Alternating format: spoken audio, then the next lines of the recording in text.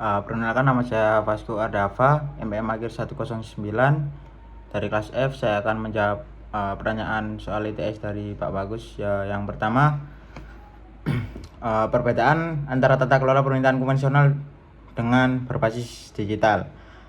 Pemerintah yang konvensional itu masih bergantung kepada proses yang manual ya, seperti pelayanan publik yang dilakukan secara tatap muka, menggunakan dokumen fisik dan membutuhkan waktu yang lebih lama. Ini cenderung tertutup, lambat dan kurang efisien. Sementara itu, kalau tata kelola pemerintahan yang berbasis digital, yaitu memanfaatkan teknologi komunikasi seperti handphone, laptop, dalam menyelenggarakan pemerintahan. Proses administrasi publik dan pengambilan keputusan dilakukan secara elektronik, cepat, transparan, dan efisien.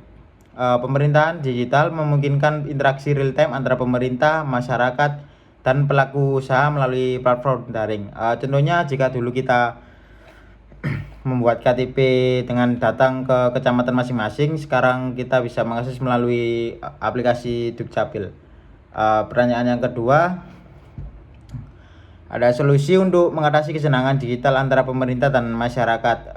Yang pertama itu ada peningkatkan infrastruktur digital. Pemerintah perlu memperluas lagi jaringan akses internet jika ingin meningkatkan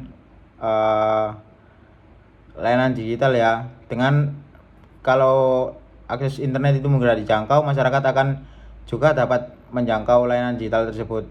Yang kedua, ada pelatihan literasi digital, yaitu memberikan pelatihan kepada ASN dan masyarakat agar mampu menggunakan teknologi digital yang secara efektif dan aman. Dan yang ketiga, ada subsidi akses teknologi, yaitu menyediakan bantuan atau subsidi perangkat digital dan internet bagi kelompok masyarakat yang kurang mampu. Dan yang keempat, kolaborasi dengan swasta. Pemerintah juga bermitra dengan sektor swasta dalam pengembangan aplikasi jaringan dan inovasi layanan digital. Dan yang terakhir, menyusun regulasi yang menjamin semua lapisan masyarakat, termasuk difabel dengan warga yang di wilayah 3T, yaitu tertinggal, terdepan, terluar, agar dapat mendapatkan akses yang sama terhadap layanan digital. Selanjutnya, pertanyaan yang ketiga, ini tantangan dalam implementasi e-government di negara berkembang ya. Yang pertama yang pasti itu keterbatasan infrastruktur teknologi. Banyak wilayah yang belum memiliki jaringan internet yang stabil atau perangkat yang memadai.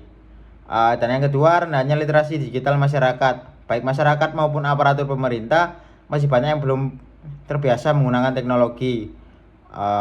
Dan yang ketiga itu adanya kurangnya koordinasi antar lembaga. Sering terjadi tumpang tindih di program antar instansi yang menyebabkan tidak sinkronnya sistem data.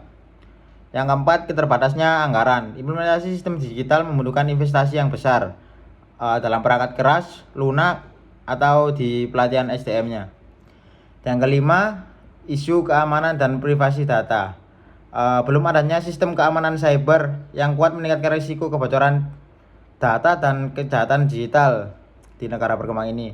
Dan yang terakhir, ada resistensi perubahan. Sebagian pegawai pemerintahan enggan beradaptasi karena sudah dengan sistem manual. Ini yang kebanyakan pegawai pemerintahan yang agak tua ya umurnya, karena kalau yang muda pasti itu jalan pendaftarannya itu melalui sudah sistem digital ya. Yang nomor 4, penerapan, ada yang soal terakhir nomor 4, penerapan transparansi dan akuntabilitas dalam governance digital untuk meningkatkan kepercayaan publik. Penerapannya dengan meningkatkan transparansi dan akuntabilitas dalam governance digital membuat proses pemerintahan lebih terbuka dan bisa dipantau publik. Melalui platform digital, masyarakat dapat dengan mudah mendapatkan informasi tentang anggaran, proyek publik, dan kebijakan pemerintah. Meningkatkan transparansi memungkinkan masyarakat mengetahui bagaimana keputusan diambil, sedangkan akuntabilitas memastikan pejabat publik bertanggung jawab atas kinerjanya. Ini adalah contohnya publikasi laporan keuangan pemerintah di situs resmi atau aplikasi lapor yang memungkinkan warga melaporkan penyimpangan birokrasi yang dilakukan secara langsung. Dengan demikian, masyarakat itu bisa merasa dilibatkan dan dipercaya, yang pada akhirnya meningkatkan kepercayaan publik kepada lembaga pemerintahan. Karena mereka melihat adanya kejujuran, keterbukaan, dan komitmen untuk melayani secara adil dan profesional. Sekian jawaban dari saya. Wassalamualaikum warahmatullahi wabarakatuh.